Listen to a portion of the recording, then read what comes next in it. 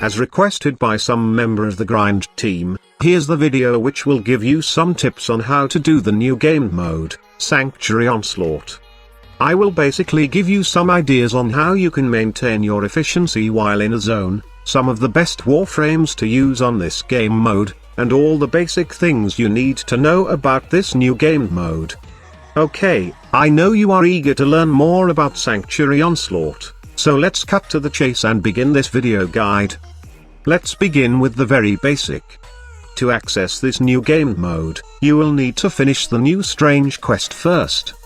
The quest is accessible by talking to Cephalon summaries in any relay, or you can just go to your navigation, select the Syndicate tab, and select Sanctuary Onslaught. There are two modes for Sanctuary Onslaught. The normal one, which enemy level starts at 20 to 30. A piece of advice: if you are farming the core parts, I strongly suggest that you dive into the normal Onslaught. The normal version is way easier and it has higher chance of dropping her parts than the hard mode version. The hard mode version, or the Elite Sanctuary Onslaught, however, has more rewards than the normal one. In here, you can get Radiant Relics, the Returning Braton Vandal and Lato Vandal, that peculiar bloom mod, and some scene for capture reuse. However, enemies starts at level 75 to 90 and Cephalon summaries have several conditions to make this game mode harder. In the Elite Sanctuary, only level 30 Warframes are allowed. Items such as the Energy Pizza and the Spectres are not allowed. Each conduit entered or zone advanced removes current buffs, active Warframe abilities, combo multipliers, and resets energy to the respective base level. Also, over-spamming an ability will result to Cephalon summaries temporarily disabling it for 15 seconds. One quick tip that I can give is to not mod your Warframe with Blind Rage if you don't have the option to sustain your energy. Like I've said earlier, each zone you jump in reset things to base value and even your energy. So, it is wise to take efficiency mods in consideration. However, Zenuric's Energizing Dash does work on the Sanctuary Onslaught, and even the Rage or Hunter Adrenaline mods does work in this game mode. So, it's really an advantage to take these things in this game mode if you can. If you can't, however, then a proper team composition will help. There are certain Warframes that can restore your energy fast that you can bring your hardest hitting, energy-hungry build in this game. We will discuss that later, but for now, let's proceed to one of the most stressful thing you will encounter in this game mode. Your goal in this game mode is to maintain your efficiency while surviving against increasingly difficult specimens for 2 minutes and 30 seconds. To maintain your efficiency, try to kill as many enemies at the shortest time possible.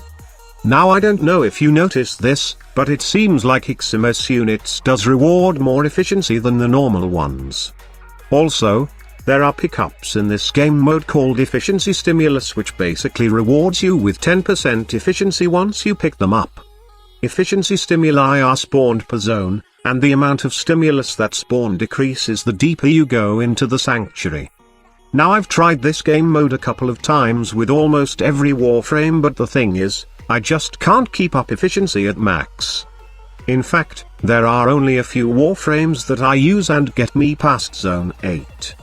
It's because in order to keep efficiency, you need a lot of KPS or kills per seconds. Killing enemies at the shortest time possible is the most needed thing to keep up efficiency. Yes, you can do it with your weapons that are modded with Insane Riven mod, or even some DPS Warframes, but the thing is, enemy spawn are really a problem in this game mode. Well, this is the biggest problem in survival mode.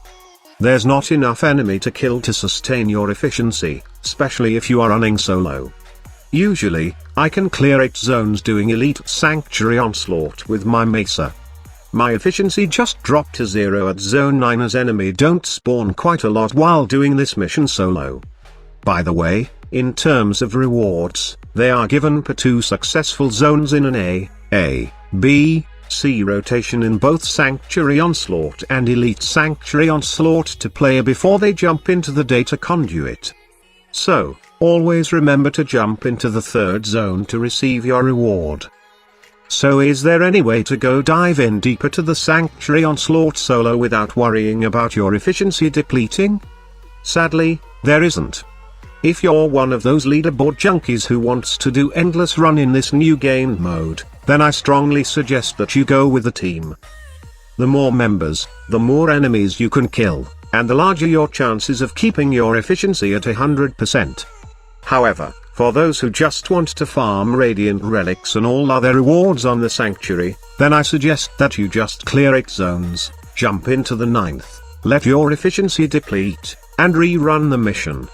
Now if you are asking me what are the best Warframes to take on Sanctuary Onslaught, I'd say that all of them. But, there are certain Warframes that makes your life easy while you are in this game mode. One of those Warframe is the one you are seeing right now on your screen. Yes, Sarin built for popping spores is one of my favorite in this game mode. I mean, this Warframe really helps the team in terms of killing enemies fast. Just mod her with max range, efficiency and some power strength to spread and pop those spores like crazy. There's also Necros, which offers health and energy restore with his Desecrate ability. Now in most team composition, I usually mod my Necros with lots of range, then efficiency, and with his Despoil augment. But in the Sanctuary Onslaught, I usually run a hybrid build for him which has both Despoil and Shield of Shadows. The augment for his 4th ability is really amazing as it gives you 90% damage reduction. Now there's also Trinity, which offers a variety of benefits for your team. Energy, damage reduction, health and shield restore, or even some nuking capability if you decided to mod her that way. Now, I usually see players using the Nuke Build, which basically takes advantage of Sancti Castanas and her link ability. It's a pretty good build for this mission, but I prefer a more team-effective build. I usually go for a hybrid build with my Trinity, which will benefit my Energy Vampire, Link and Blessing ability. It's basically a build which has 167% duration, 160% efficiency, 79% range and 155% power strength. My top 2 favorite frame for Sanctuary Onslaught, however, is Harrow. It's a complete Warframe, especially in team composition. Gives you energy with his Thurible, can sustain survivability with his Penance and Condemn ability. But the best part is, Harrow can both give invulnerability and damage buff with his Covenant ability. In my opinion, Harrow is one of the best Warframe to take in Sanctuary Onslaught. Usually, I build this Warframe with lots of duration so that the invulnerability period of my Covenant will last longer. It's a pretty good ability as it gives your team cushion or some time to breathe and recuperate. But the best Warframe in my opinion, and probably my favorite, is my aimbot Mesa. This Warframe is super cool in Sanctuary Onslaught as it gives you that kill per second you need to sustain your efficiency. Her Peacemaker ability is just extremely useful in getting those skills, and also, Mesa is a bit tanky with her Shatter Shield, which is perfect for this game mode. In fact, this is the only Warframe that I can take right now solo, and go 8 zones before my efficiency starts depleting and leave at the 9th zone. It's a pretty damn good Warframe for this game mode, and I strongly suggest that you try her for yourself. Now this is not really needed, but there are a few weapons that I can suggest for Sanctuary Onslaught. One is the Amprex, which can kill a crowd of enemies fast. Now I usually have a Riven mod on my Amprex, which is why you see it hit that hard, but if you don't have a Riven on this, then you can replace this slot with Heavy Caliber for more damage, or Primed Shred if you have it, for more enemies hit. Another great weapon for the Sanctuary Onslaught is the Iterax. I really love this whip because of its range and damage. It just kills a crowd of enemies in one strike, and I'm loving how it can help me maintain my efficiency. For my Iterax, I usually have the endgame setup, which has the Acolyte mod, Maiming Strike, and then paired it with a bunch of damage boosting mods and primed reach. So that's my usual setup and strategy for the Sanctuary Onslaught. Now I've seen a bunch of players in the community complaining that Sanctuary Onslaught sucks, but in my honest opinion, it's a pretty great game mode. Yes, I'm really pissed with its current state right now with all those bugs and crashed, but I'm pretty sure that Digital Extremes will fix those stuff and we will have a stable Sanctuary Onslaught in a few weeks. In terms of rewards, well, I can say that it's a bit of underwhelming. I mean, I love the Radiant Relics, the easy focus farm and some capture a scene that I don't have. But I think that the rewards should have more variety. Say, add more Radiant Relics or even other rewards that could make it more interesting for most players. I really love Endurance Run, which is why I also love the Sanctuary Onslaught.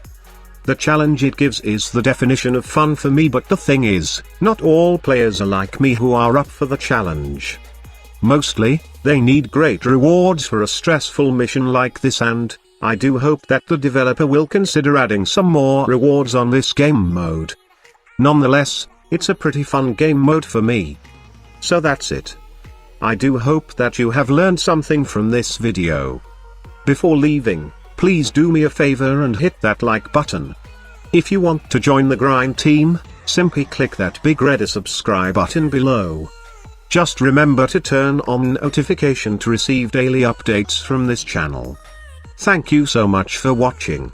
Squad Leader signing off.